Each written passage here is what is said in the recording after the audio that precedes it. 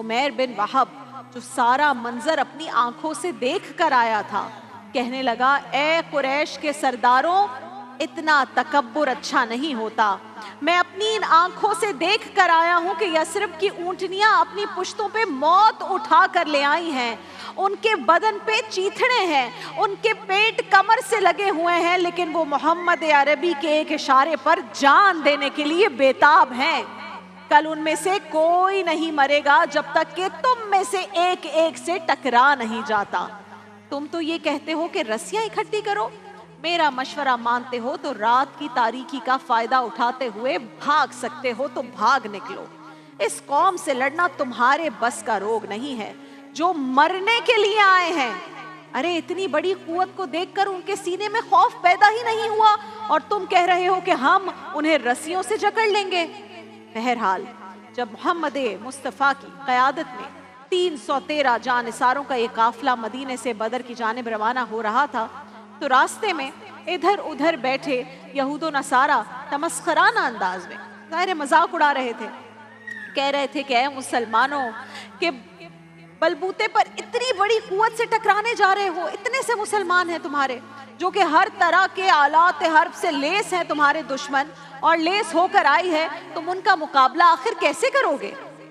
सहाबा ने यहूदो नसारा के तानों का जवाब तो कोई नहीं दिया, बस अपने काफिलाए सालार हुजूर अलैहिस्सलातु वस्सलाम की जानिब इशारा करके इतना ही कहा कि न तेगो तीर पर तकिया, न खंजर पर, न भाले पर, भरोसा है तो इस प्यारे से काली कमली वाले पर। अल्लाह अकबर। एक दिन रहता है जंग में, तो अबू जहल ने अपने नकीब से कहा कि एक ऊंची जगह पे खड़े हो जाओ और ये ऐलान करो, उसे ये वर्डिंग्स बताई, कहा ऐलान करो कि हमारे पास उज़्ज़ा है, तुम्हारे पास उज़्ज़ा नहीं, हमारे पास लात है, तुम्हारे पास लात नहीं, हमारे पास मनात है, तुम्हारे पास मनात नहीं, हमारे 360 खुदा हैं, तुम्हारा एक खुदा है, हमारा तुम्हारा कोई मुकाबला नहीं।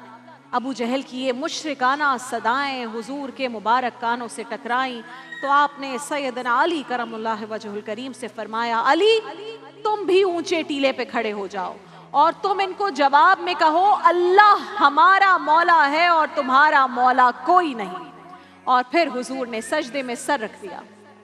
नाज़रीन यकीन मानिए ये सजदा इतनी बड़ी कुव्वत है कि जदीद दुनियावी हथियारों में कोई भी मशीनरी हो, कोई भी हथियार हो, वो कुव्वत नहीं है इनमें जो सजदे के अंदर कुव्वत है। आज काफिर कुव्वतें उमड़ कर हम पर जो मुसलमानों पर जो हमला आवर हो रही है ना, तो इसकी बुनियादी वजह भी शायद यही है कि हमारे सजदों में वो हरारत और गर्मी नहीं रही, वो रिक्कत और वो नरमी नहीं रही जो अहले बदर में थी, और इसीलिए आज हम दुनिया में तमाशा बनकर रह गए हैं। और वो क्या खूब कहा है, बुझी इश्क की आग अंधेर है, बुझी इश्क की आग अंधेर है, मुसलमान नहीं राख का ढेर है। जरा चश्मे तसव्वुर में लाएं वो मंजर कि बदर का मैदान है, 1000 का लश्कर जरार मुकाबले पर है और वो पूरे लाओ लश्कर के साथ फख्र नखवत के साथ मुसलमानों को मलिया मेट करने के लिए दांत पीस रहे हैं कि आज मुसलमानों को कच्चा चबा लेंगे। और मुसलमानों के पास क्या है, फकत 8 तलवारें और उनमें से भी 2 पर जंग लगा हुआ है। और उनके पास खाने के लिए क्या है, जिस खजूर को चूस के सुबह रोजा रखते हैं, उसी खजूर को चूस के शाम को रोजा अफ्तार कर रहे हैं। खाते पीते ज्यादा हैं लोग एनर्जी के लिए कि जंग में जा रहे हैं, अच्छी खुराकें हैं, सामने वालों की दुश्मनों की अच्छी खुराकें हैं। और फिर कौन सा असलहा था जो मुसलमानों के काम आया? सजदा था वो असलहा, सजदा थी वो कुव्वत जिसने मुसलमानों को दुश्मन के मुकाबले में बेबाक कर दिया था। मुस्तफ़ा करीम ने जंग से कबल रात को तहज्जुद के वक्त सजदे में पेशानी झुका दी। हज़रत अबू बकर सिद्दीक़ रज़ी अल्लाह ताला अन्हु फरमाते हैं कि मैं हुजूर के साथ था, सारी रात मुस्तफ़ा रोते रहे, आप अल्लाह की बारगाह में इस तरह गिड़गिड़ा रहे थे कि आप कहीं चादर सरे अक़दस से सिरक के कभी आपके कांधों पर आ जाती थी। रो रहे हैं, उस कैफियत में है, गिड़गिड़ा रहे हैं, कभी चादर कंधों से पुश्त पर आ जाती थी। اور میں کہتے ہیں بار بار اٹھ کر رسول اللہ صلی اللہ علیہ وآلہ وسلم کی چادر ٹھیک کرتا اور عرض کرتا رسول اللہ بس کیجئے۔ حضرت ابو بکر صدیق رضی اللہ تعالیٰ عنہ فرماتے ہیں کہ میں نے آج تک آپ رسول اللہ کو اس طرح دعا کرتے نہیں دیکھا تھا جیسی دعا مصطفیٰ جان رحمت نے بدر والی رات کو فرمائی تھی۔ آپ فرما رہے تھے یا اللہ دیکھ میری زندگی کی کمائی یہی 313 ہے جو میں تیری چوکھٹ پر لے کر حاضر ہو گیا ہوں۔ میری زندگی کا کل اثاثہ، میری زندگی کا کل سرمایہ کوہ ابو قبیس پہ کیے گئے درسوں کا نتیجہ ہے، اکاس کی منڈی میں دیے گئے خطبوں کا نتیجہ ہے، اور ذی المجاز کے میلے میں تیرے دین کی تبلیغ کا نتیجہ، طائف کے بازاروں میں پتھر کھا کھا کر جو تبلیغ کی تھی اس کا نتیجہ یا اللہ۔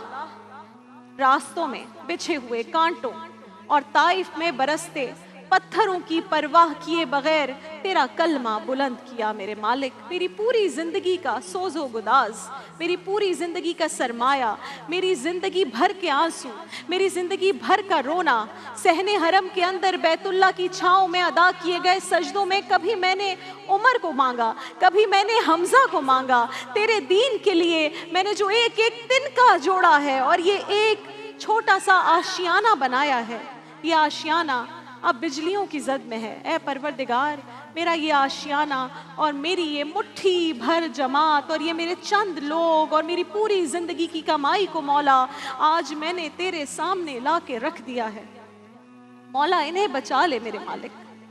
آج اگر یہ نہ رہے تو قیامت تک کوئی تیرا نام لیوا باقی نہیں رہے گا۔ اور یہ دعا فرماتے وقت رسول اللہ کی آنکھوں سے اشک جاری تھے۔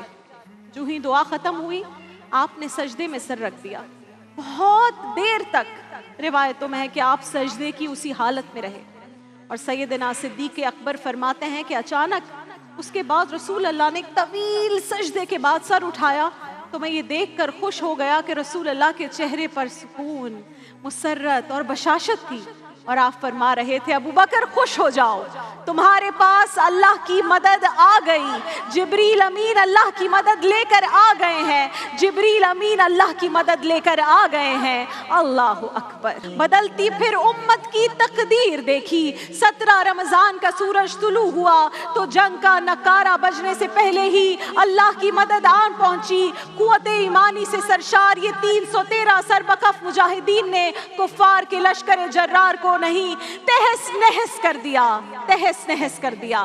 جب سیدنا حمزہ و علی کی تلواریں حرکت میں آئیں، میدان میں آئیں، پھر عتبہ بھی مارا گیا، شیبہ بھی مارا گیا، ولید بھی مارا گیا، مغیرہ بھی مارا گیا۔ دین کی خاطر مسلمانوں نے اپنے خونی رشتوں کی بھی پرواہ نہیں کی۔ عمر فاروق نے اپنے کافر چچا عاص بن ہشام کو واصل جہنم کر دیا، ابو عبیدہ بن جراح نے اپنے سگے باپ کو موت کے گھاٹ اتار دیا، مصعب بن عمیر نے سگے بھائی کو قتل کر دیا۔